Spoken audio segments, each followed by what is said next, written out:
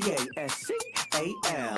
You are now rocking with that dude Pascal. We be going wild, Haitian in the building, so original. Got the haters catching feelings. Get your hands up to the ceiling and keep them held high. Cause St. Louis isn't ready. Forget about it, goodbye. Hold on, we just saying hi. Five somebody, rise up. Weekdays, catch us live. Somebody, let's go. Good morning. Good afternoon and good evening, everybody. Welcome to the Pascal Show. Hope you guys are all doing well out there, enjoying your day, making it positive, making it everything you need it to be and more. Okay? Because we need that more than ever. Whoops. We need that more than ever. Got that echo. See, I caught it this time. Thank God. But hopefully you guys are all doing well out there. We got quite the show for you guys. I know that we got a lot of questions revolving around this whole subpoena with Bethany Funke. And now we got some new information that happened yesterday. And of course, I couldn't do that story without bringing on one of our very good friends, okay? You guys love her, okay? I love her too. She's fantastic. She lays it down, you know, the facts about waxing legals, something like that. You know what I'm saying, okay? So I wanted to get some questions answered, and I know you guys got a lot as well. So be sure to throw those questions in some super chats. I'll make sure we read them aloud on the show today. So before we get everything going, please hit that like button down below. Send it past 300 likes as you start to file in. Get in here, get in here, get in here. Okay, we got a lot we just got something big that happened that we just need to get a better understanding on. So if you're interested and you want to know what's up, like, did they make a deal? Did Bethany's team, Bethany's lawyers or lawyer make a deal, or what? What is this? How does this work? Right? So we got some questions. Hit that like button down below. And of course, as always, do not forget to hit that subscribe button, crush it, make it scream out your name. That would really mean a lot. Hit that bell, that notification bell, set it to all so that you know whenever I go live, whenever I upload, because it be random as hell. Okay? It be random as hell. Okay, so let's get into some things. By the way, I want to say RIP to Jerry Springer. Don't worry, we will be talking about that in another live as soon as we get done with this one. This is a short live, okay? Because our good friend has things to do. She busy, and she woke up super early, all the way on the left coast, just so she can have this conversation with us. So give her a whole bunch of love on this show, a whole bunch of purple heart emojis. That would really mean a lot. Please welcome, of course, our good friend, Andrea Burkhardt. How are you doing, sweetheart? Oh, I'm doing great. Bright and early. Yeah, good morning. Good morning to you. You know, for me, it's like, you know, it's 10-ish, you know, for you, it is 8. So I appreciate you getting up so doggone early to be a part of this conversation. Now, let's get straight into it. Okay, let's get straight into the nuts and bolts of it, because I know you don't have a lot of time. You got to get things moving. We just recently found out about Bethany Funke being subpoenaed as a material witness. They said, at least as according to this private investigator, they were saying, hey, she contains some exculpatory evidence that could possibly, I don't know, exonerate, maybe set this man free or show his innocence. We're talking about Bryan Kohberger. I like to call him Coco. But moving on. So, of course, we've all talked about this. You came on, you spoke brilliantly about the legals around all of this. Now we found out, as of yesterday, that the subpoena has been dropped. Let me show it to you guys. And this is pretty mind-blowing stuff here, guys. Bang. Right here. And shout out to Sleuthy Goosey, okay? She's a beast with this. But as you can see here, let me just do this instead because it's a little bit bigger. They say, on behalf of Bethany Funke and Evelyn Grosnick, interim Washoe County Public Defender, on behalf of defendant Bryan Kohberger, and jointly stipulate that the subpoena issued April 11th, commanding Bethany to appear before the Second Judicial Court of State of Idaho, County of Latah, Moscow, Idaho on June 28th shall be withdrawn and or quashed, and that Bethany should be released from the subpoena. The basis for this stipulation is that Bethany, through her attorney, has agreed to an interview with Idaho Defense Counsel in Reno, Nevada, in lieu of proceeding forward with the subpoena for preliminary hearing now set for June 26th through June 30th, 2023. Okay. And of course, undersigned by, the defender, etc. Okay. Now, this is some very interesting information here. So, Andrea, what kind of deal did she get so that she can drop this subpoena, so that she can drop being a material witness?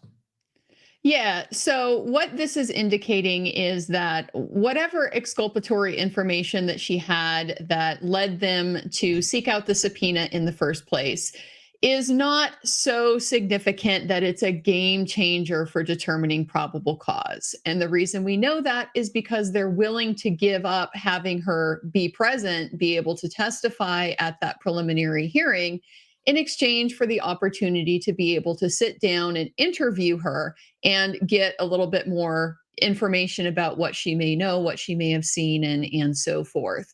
So this does tend to, when I was on last time, we were talking about, what does this mean? Does this mean she's got a bombshell? Does this mean she's on a fishing expedition? It does tend to shift things a little bit more on that fishing expedition side of things, that they would be willing to, withdraw the subpoena, not require her to be present to testify. But obviously, there is still enough there that they want to be able to follow up on it and see if she's got information that may be important for them to have at trial. So, okay. So an interview, right? We're talking about just an interview. We see that in this new document, basically saying that this subpoena for her to be a material witness has been quashed. Quashed is still an interesting word for me, but can this interview be used in court? Like, is it still solid enough for the defense and all that? Let's talk about that real quick. Yeah, so this interview is almost certainly not going to be admissible at the preliminary hearing as evidence. The reason why is because the Idaho rules for preliminary hearings do not allow hearsay evidence as a general rule. The hearsay rules get quite complicated. There's lots of exceptions to them and stuff like that.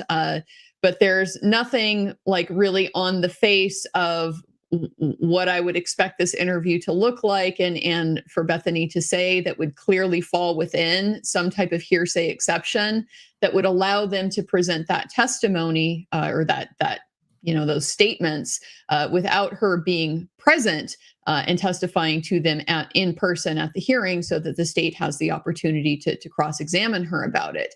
So that's really the trade-off that Kohberger has made here. He is giving up the ability for him to present whatever she has to say as part of that probable cause determination. Mm-hmm. But the trade-off is, he gets to have this opportunity. He gets to, forego the need to potentially go and compel a formal deposition of her, which is not only a kind of a more complicated process to achieve with an out-of-state witness, but it also requires that you give notice to the state. The state has the opportunity to be there, to participate, to object to things, to kind of have an influence on the direction that the conversation goes. With an interview that's informal, that's typically just the defense lawyer and the witness, and if the witness wants, the witness's lawyer as well. There aren't nearly as many rules for how that goes, and they just have a lot more control over, what they get to ask her. Okay. I'm a regular guy here, so does this? Then why? Then why then? If it's not if it's nothing, right? Then why do it? Mm-hmm. Why would Bryan Kohberger say, yeah, let's just get it anyway. Let's just get this interview anyway. Can you explain that? That doesn't. Wouldn't it be strong? Wouldn't it be stronger to just have her come in? Of course, a lot of people don't like the fact that the idea of her being brought in as a material witness, but at the same time, wouldn't it be more beneficial for him to bring her in to the preliminary hearing to be interrogated or, to testify in court? Wouldn't that be more beneficial for him than just a regular interview? There's definitely trade-offs. And so part of the trade-off is that, one of the risks that they're facing here is that they may not get through this proceeding with the motion to quash before the preliminary hearing, right? The court hearings have a tendency to sometimes get bogged down and take a lot of time to sort through. And so that's one of the risks that they have to anticipate, is that if she's fighting the subpoena, she may be able to fight it off for long enough that the hearing is come and gone. And now you're back at square one. You have to start over figuring out how you're gonna sit down and be able to interview her, or at least, be able to follow up on whatever she's initially told, police and whatever you've learned that she may have information about, since then. So that's a big risk that they face. There's also the trade-off of similar to the difference between a deposition, which is very formal, sworn testimony, the parties are there, and an informal interview, which is literally just a sit-down conversation under whatever terms you want it to be. Sometimes it's recorded, sometimes it's not recorded, sometimes, other people are there. It's usually not sworn.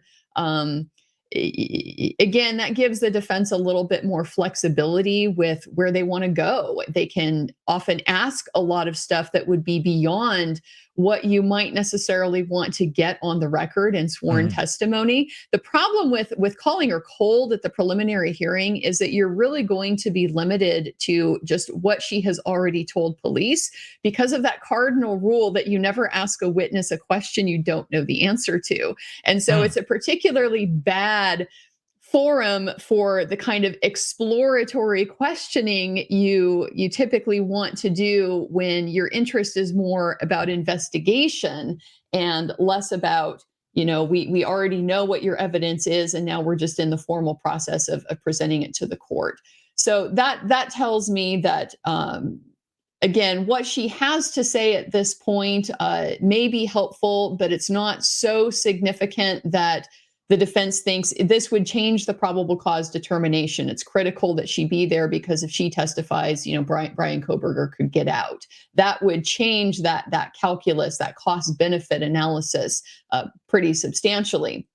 But they're still doing their investigation. They still need to follow up on it. They need to talk to her. This has made it very, very easy for them to avoid a lot of red tape that they might otherwise have to go through if she's not being cooperative and she's out of state. It just makes the process very difficult. It's so weird because, and I got a question here that I think is a good question to ask. I don't know if you've actually solidified that or, clarified that or not. Is this an interview or is this a deposition? Because I feel like that's two drastically different things, right? So which one is it? They generally are very different things. And so I am assuming from the language in that stipulation that this is not a deposition. This is an informal interview. And one, just because that's the word that they chose to use, and also because they made it clear it's between the defense and Bethany Funke. There's no mention about the state being present, which they would have the right to be present at a formal deposition. So yeah, my reading on this is that they have agreed to an informal interview. Man, I'm sorry, guys. I do have to ask you guys that are watching right here, watching right now as a family. I'm asking you guys, is this a good move? Do you think this is a good move for the defense to just have an interview? It's not even a deposition. It's not even, in a way, it's nothing. Can I say that? Is that fair to say, Andrea? Is this interview kind of a nothing burger? I wouldn't say that it's nothing. So typically with an interview like this, it's not sworn. And so that means that it will not constitute prior sworn testimony. If something were to come up, there are some exceptions to the hearsay rule. If, Bethany were to be unable to attend trial for some reason, and they needed to get in, what she had to say. Sometimes there's exceptions for prior sworn testimony. A deposition would count, an interview would not. So it takes it out of that kind of framework. But at the same time, typically you're going to have, if you don't record it, at least you're going to have a witness present who is, literally there for the purpose of taking down what this person says. And that's so that if in the future, Bethany, say, is testifying at trial and her testimony is inconsistent with something that she said during that interview, what she said during that interview can be brought up to impeach her, or it can be brought up to refresh her recollection. Don't you remember that back when we spoke in Reno, you had this to say, now you're saying something a little bit different. So it's still a way to pin the witness down a little bit, keep them on track, get them on record with a specific, course of events, specific testimony that she's alleging. That type of prior inconsistent statement does not need to be sworn. So the interview is good enough for that type of purpose. It just could not be introduced like wholesale if for some reason she wasn't able to be present for trial. Gotcha. So at the end of it too, let's talk about the other side of the fence here too. Two different things. One or three different sides of this is weird. It's like a triangle fence, but just roll with me, guys.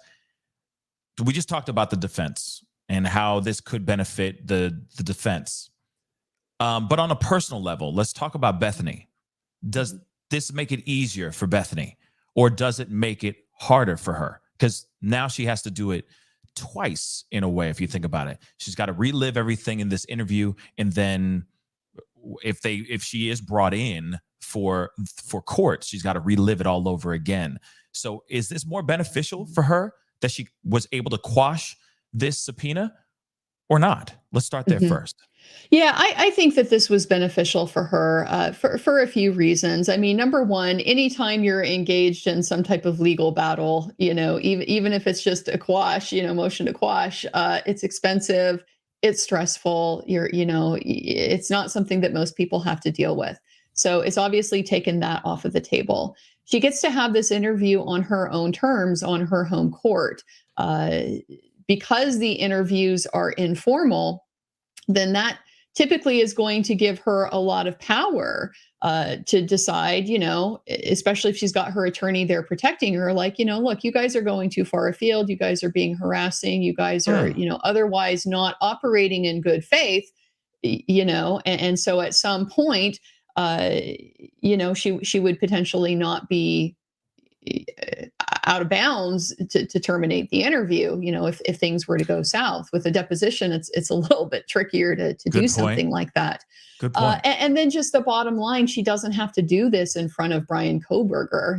He's not going to be taken out of jail and sent over to Reno to be able to attend this. It's just going to be with his lawyer. So to the extent that, literally coming face to face with him could be quite stressful for her, it certainly saves her that, at least at this point in time. But wouldn't it be the same thing with Bryan Kohberger not being present during, if it was a deposition instead of it just being a good old fashioned boiled down interview? Wouldn't it be the same thing? It would be the same thing with the deposition. That's mainly just in contrast to like bringing her up to Idaho for the preliminary hearing. Gotcha. Now let's talk about the other side. Like I said, it's a triangle fence here. The other side of this fence, prosecution. Now that this subpoena has been quashed, and now she's just doing an interview, she struck up a deal. Is this beneficial for prosecution, or is this detrimental for prosecution? What are your thoughts on that? I see it as kind of neutral to beneficial to the prosecution. And the reason why is because it's no loss to them for Bethany not to testify at the preliminary hearing. as far as we can tell, they weren't going to call her anyway. So, if she's not there, it doesn't particularly hurt their case. You might think kind of your knee-jerk reaction might be, well, now the defense is getting the shot at her, so to speak. They're going to get to interrogate her and get all this additional stuff. Isn't that bad for the state? Well, it's really not, because at the end of the day, the defense is kind of obligated to do their investigation to make sure it is thorough and that it's full. Not interviewing her, is potentially negligent. Again, just in a case of this magnitude, she was present at the time. It's just something that seems very obvious that would need to be done. So it insulates the process from a potential future challenge that, hey, my attorney dropped the ball. She never even followed up on interviewing, this critical witness. We never learned what she had to say. Those are the types of things that can often come up in post-conviction types of challenges. So for that to be taken off the table is largely going to be beneficial to the state. Interesting. What is the thing that could really, what are the possibilities of this actually backfiring on any side of the fence, on any side of the prosecution or the defense? How could this backfire for any side? Let's start with the defense. How could this backfire for the defense? Just having this interview, interview alone. How could this backfire for them? Well, there's a couple ways. I think one, if it turns out that she does actually have information that is, super helpful to Kohberger, they're not going to be able to use it. They're going to have to wait until, probably the trial where now she can be compelled in and that can be presented. And that, as we talked about, could be a ways down the road. It could be 1 or 2 more years that Bryan Kohberger is sitting in jail while this person has information that could get him sprung. And he just has to wait that out. I think that that's unlikely, but it's certainly out there as a possibility.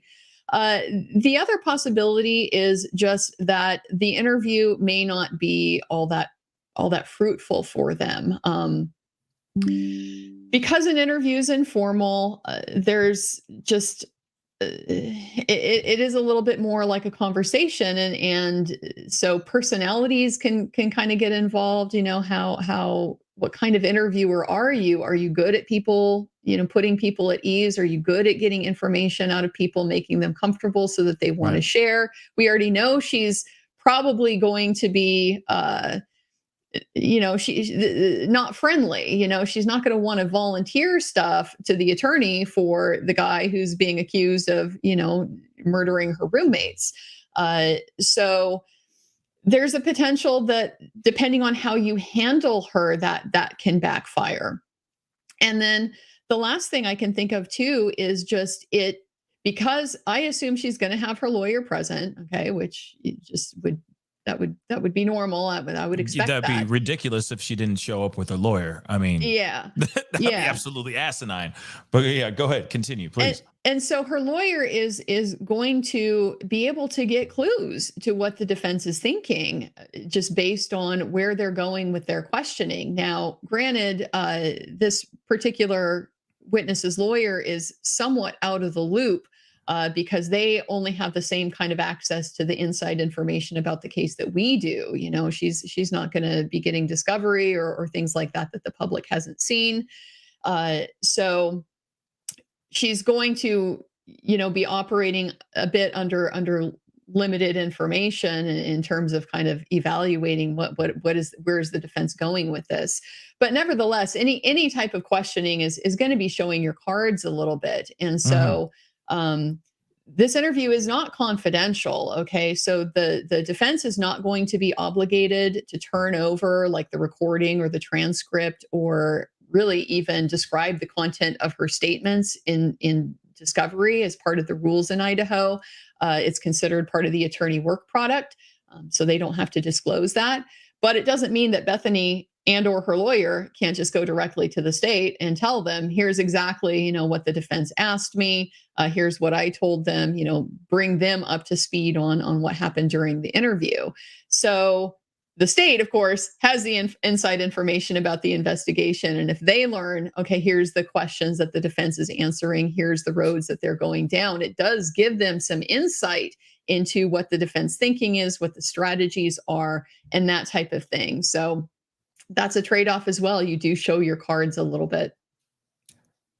Another question here, though, a little bit of left turn before we go on to the, how could this backfire for the prosecution? Real quick, when they do this interview,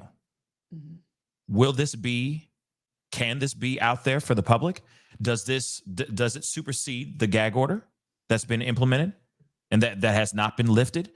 Will we be able to see this will this be public record for everyone to see? That's a great question. So the interview in and of itself is not going to be public record. And the way the gag order is written right now, Bryan Kohberger and his team, they're not going to be able to disclose it. It's information about the case. They're subject to it. It's flat out prohibited.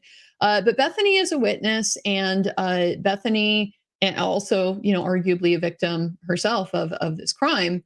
But they're not specifically prohibited from sharing information themselves. Witnesses are allowed to speak under this gag order. Now, it's kind of ironic, her attorney can't speak, just like Mr. Gray, Shannon Gray can't speak on behalf of the Gonsalves family, but the Gonsalves family themselves are not bound by the gag order. And so Bethany is not going to be bound by the gag order. If she wants to talk about the interview, she's going to be free to do that.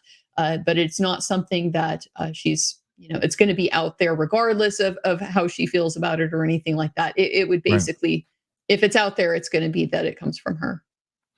Yeah. It's very, very interesting, obviously. And I know for a fact, all of us are very upset about that because we all want to know what the interview is going to be and what kind of information she may have, may not have. Is this really a fishing expedition, as we talked about on the other show? Is this a shot in the dark from the Bryan Kohberger defense team or not? So this interview, not a deposition, but a good old-fashioned interview, guys. Yeah, we all want to know. I wish I could be a fly on that wall right now, or whenever it does go down. Now, let's talk about Bethany as far as how could this backfire her. I know you talked about this interview can be used against her when she does, or if she ever does get brought in as a material witness or witness for this particular case. Is that really the only thing that could backfire? Is if she says one story here and then she goes up on the stand and says something completely different? Is that really the only backfire we see personally for Bethany here? Yeah, I mean that's the main one that immediately jumps out to me. Just that because it's informal, sometimes you're more casual. You just talk maybe a little bit more off the cuff than if okay, I'm under oath and this is very formal and I need to be very careful. So right. There is a risk that she could say something that maybe goes a little further than she would say if she's under oath. But again, she's got her lawyer there to kind of keep her in check, to advise her about how to answer questions as minimally as possible. I would expect that she's going to be getting the same kind of advice that I would be giving a client who's facing a hostile deposition. Mm-hmm. And that's things like just listen very carefully to the question and answer only the question that is being asked. Do not volunteer anything beyond that. If you are unclear about what the question is, don't guess, don't try to answer it, ask for clarification. I don't know and I don't remember are valid answers to, all kinds of questions. So she's likely going to be getting that kind of advice that is really there to help keep her safe against that risk of, potentially saying too much or saying something that, could look bad or could be spun around against her in a future process. So I think to her, the risk of backfiring is pretty minimal. Yeah, it's pretty minimal. I mean, you're right. It's like, say less, say less. But then at the same time, don't lie, right? Yeah. Don't lie and then suddenly go up on in this trial, whenever it does actually happen a year or 2 years later, and expand on more information. They're going to sit there and say, hey, this interview you just gave us 2 years ago, you said something completely different. We saw that as well. I mean, those were depositions with Amber Heard and Johnny Depp. Well, we definitely saw that with Amber Heard. I mean, those interviews, those depositions were very damning for her. Her story completely changed years later. Her demeanor, everything that she said was completely different, and it definitely came back to bite her in the butt. You know, so she has to be very, very careful with what she says. And that's why it's typically the safest thing to, like I said, just kind of think like a lawyer about it. And this can be difficult. You know, she's a young girl. Young girls tend to be fairly agreeable. Like, they don't like to be confrontational. They don't want to, cause problems. They, as a general rule, kind of prefer to go along to get along. And that's not necessarily the best attitude to have for a proceeding like this. You need to be a little bit ruthless and not over eager to give people what they want. And so the example that I will typically use if I'm working with a witness, preparing them for something like this, is something like, just a very simple question. What did you have for breakfast? Or I'm sorry, very simple question. Did you have breakfast today? And make it, we understand then, as we work through this with the witness, the correct answer is yes. The answer, yes, I had pancakes, is wrong. That is not the right answer. You wait for that attorney to follow up after you have said yes.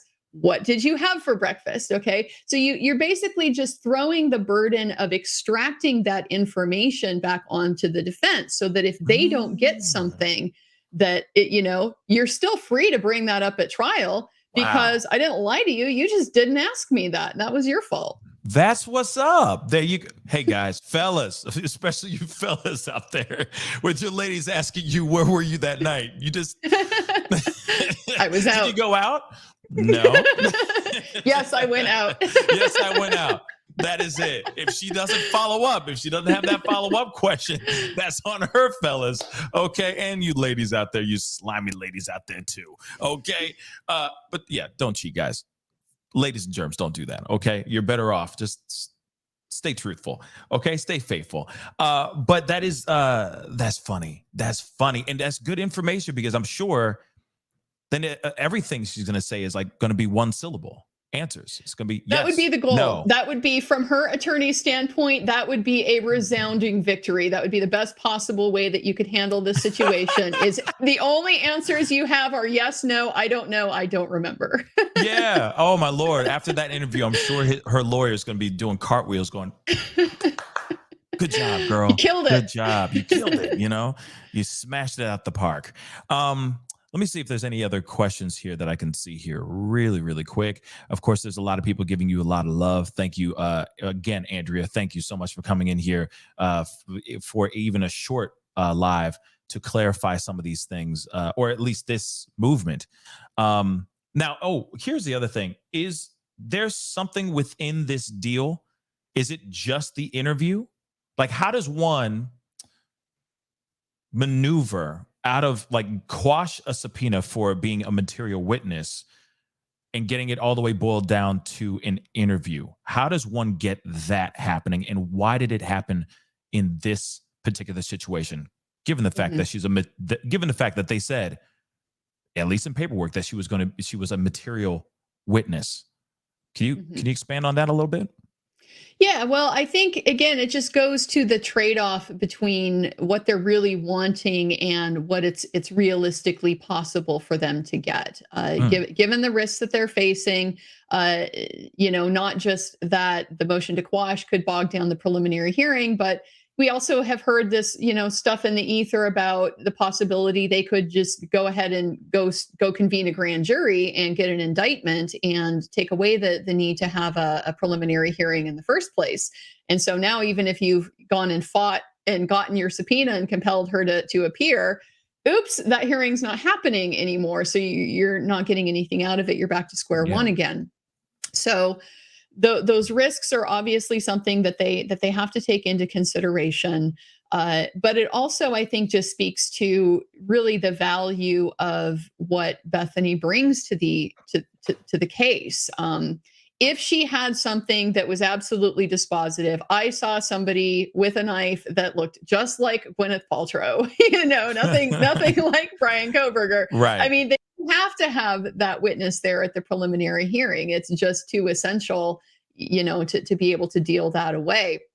But if it's not that significant, if it's just something more along the lines of, Dylan heard this at 4 a.m., but I heard something different at 4 a.m., might raise some questions, but doesn't necessarily, undermine the entire case, then you're probably going to get more value out of just being able to follow up on whatever information she's already provided and helping to fill in the context of sort of what you've been able to learn since, now that police have talked to everybody else at the scene. They've gotten all the social media, they've gotten all the other information that they've had to share with the defense.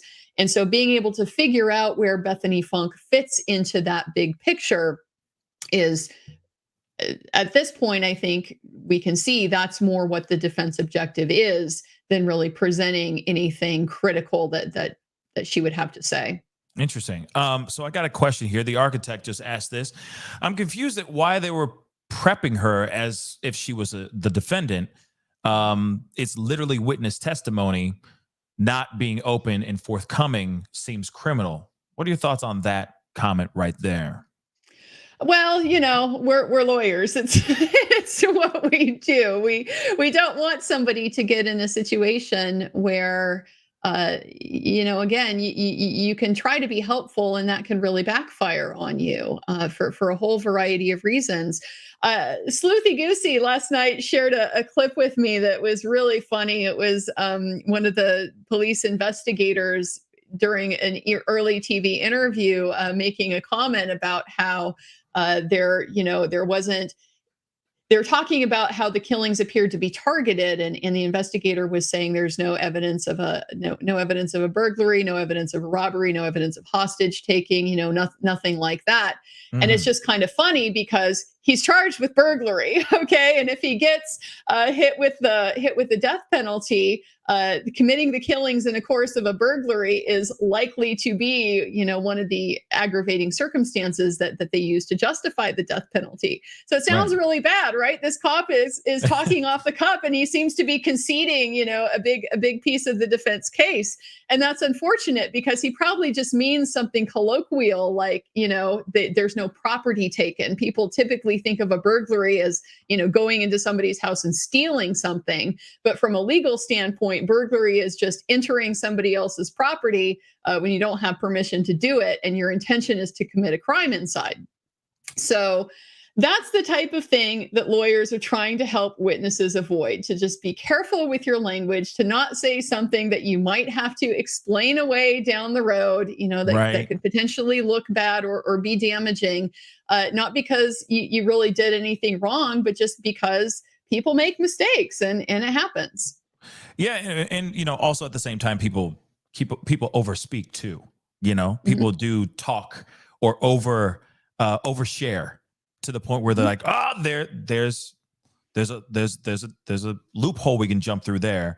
Oh, there's some reasonable doubt there. And it's like, they were just innocently telling you what they had for breakfast, So yeah, I could see where that is going too. Now, this is the other question too. This is a good question here. Jenny R. Can the prosecution team interview her too? When they're doing the interview for the defense, can they go down there and do the same? Or is it just a deal only for the defense? Good question, Jenny. Yeah. So as far as the prosecution participating in this particular interview, it doesn't sound like that is probably going to happen, just because, again, they didn't mention that, and that would be unusual for a defense interview to, invite the state along for it. But yes, the prosecution can interview her basically the same as the defense can.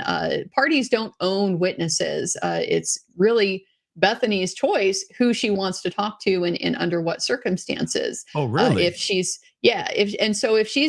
critical, if she's that important that they need to compel it, the prosecution, just like the defense, could go and potentially seek out a deposition of her if she's not cooperating.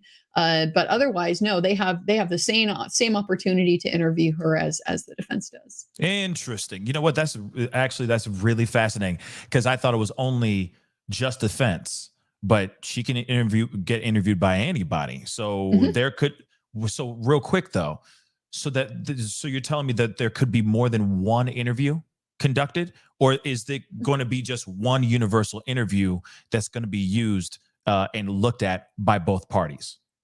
Oh, it could definitely be more than one. And honestly, I don't know that that's all that uncommon. I think a lot of times in a situation like this, defense is doing an interview with a witness who is kind of presumed to be friendly to the state. That witness then follows up with the state, and the state may then do a follow-up interview of their own. So interesting. Okay. Now we're learning some stuff, guys. Now we're cooking. With some few things. Okay. So one last question, because I know you have to get going here soon. Okay. And again, thank you so much for blessing us with your time. It really does mean a lot. And you got up super early for us, and you look great too. So that means a lot. You got up. You well, you just stuff. Made it all worth it. So I appreciate it. Seriously. Thank you. Samantha Berry said, real quick, and I feel like this is more of a lawyer question. Okay. Personal opinion as a lawyer. Does the defense actually believe he's innocent? And then the second part is, do they not realize he could be lying to them too? What are your thoughts on that, especially when you have to represent someone that, I don't know, sometimes you're representing somebody you don't feel that is all that innocent or that you agree with, but you still got to do your job. What are your thoughts on that side? Because this is more of an ethical question, I think. Yeah. So the defense is definitely aware that he could be lying to them. Okay. Like with a lot of criminal defense clients, especially in public defense, you kind of have to assume. You take a trust but verify type of situation. And that's just because so many people do lie, that you kind of hang yourself out to dry if you rely too heavily on that.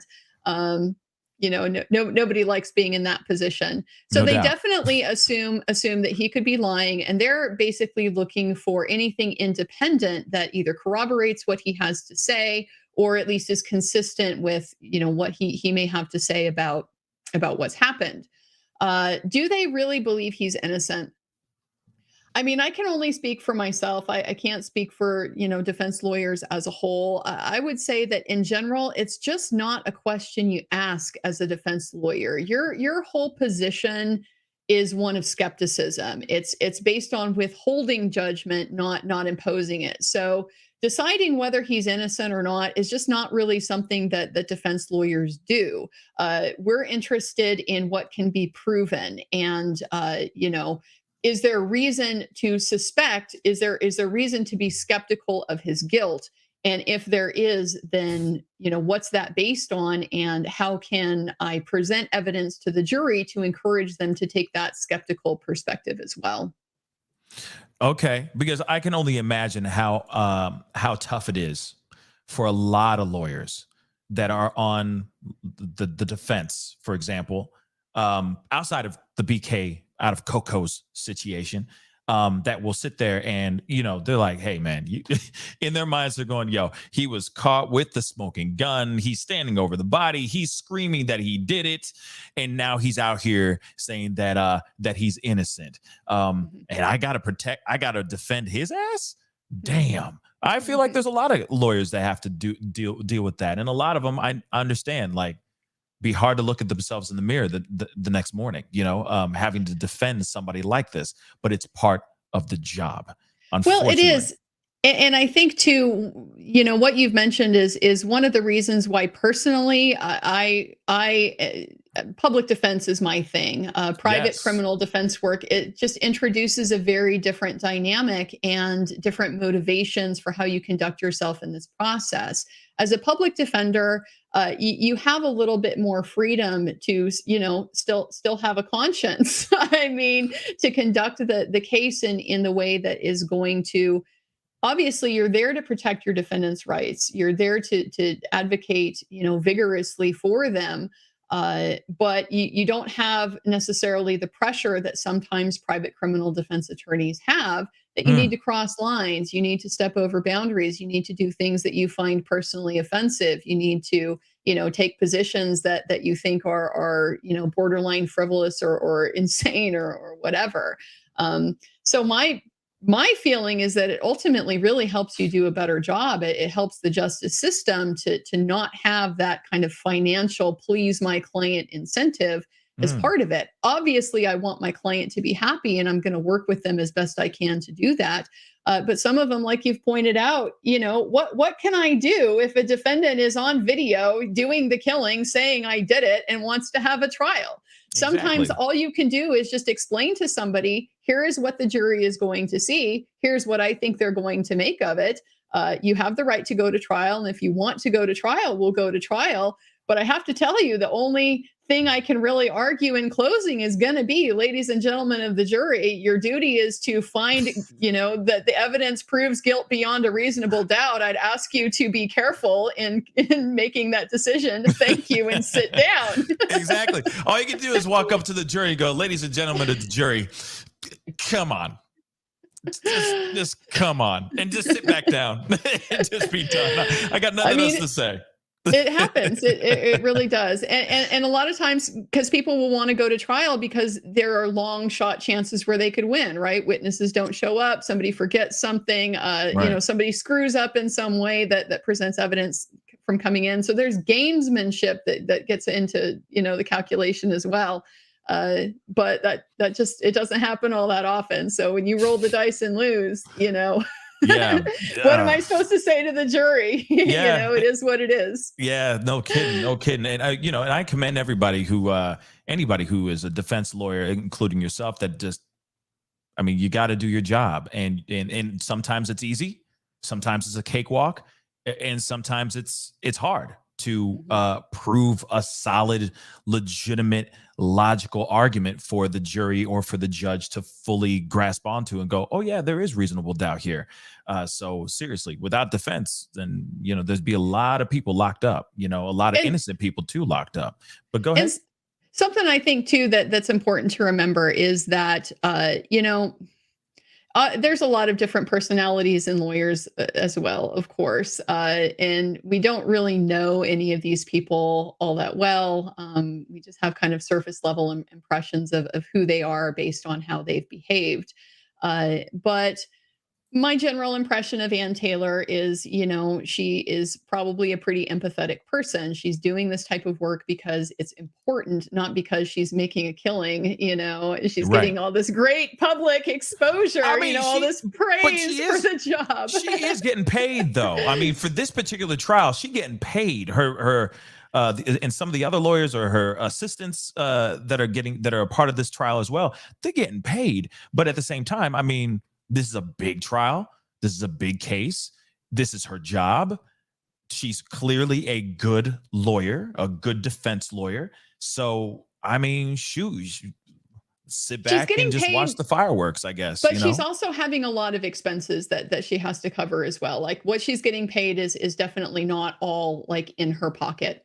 Sure. She's paying that private investigator, right? She's paying that private investigator somehow. They're paying all the office overhead, the things that you don't really think about when you run an office, the malpractice insurance, the computers, the software, like all that stuff is coming out of that lump sum that she's getting paid. Right. But I brought this up just to mention that for an empathetic person, doing these types of interviews is not easy either. You might think, oh, this is great. She's getting a chance to get her crack at the witness. But if you're an empathetic person and you understand and appreciate what this witness has gone through, that's a very, very difficult thing to do. So that is a challenge that Ann Taylor likely has and is having to deal with. That's something that, kind of, and not to like cry for defense lawyers or anything like that, but it's just, it isn't necessarily appreciated, how difficult the job can be, how very emotionally challenging it can be to deal with these types of situations. Yeah, no. And I totally understand that. I feel I'm empathetic towards towards the situation for sure. I totally understand. And I can only imagine the type of stress and all that, trying to crack the case and trying to show reasonable doubt at least, or at least try to prove this guy's innocence in a way, because he is still innocent until proven guilty in a court of law.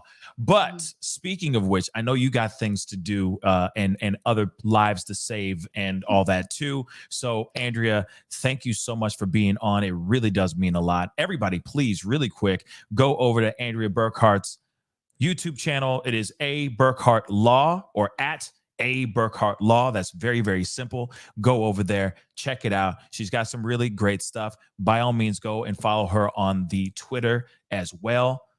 Go and tweet. You got some questions, some legal questions. She's great and very thorough with that stuff. So again, Andrea, thank you again for being here. I really do appreciate it. Always a pleasure. Look forward to coming back. Oh, of course. Oh, you'll be back, I hope. I appreciate you. Talk to you soon. Sure thing. Take care. All right. Bye. All right, guys. So hopefully you guys enjoyed that conversation. I told you it was going to be short and brief because she's a very busy woman, but I appreciated her coming on and being a part of the conversation.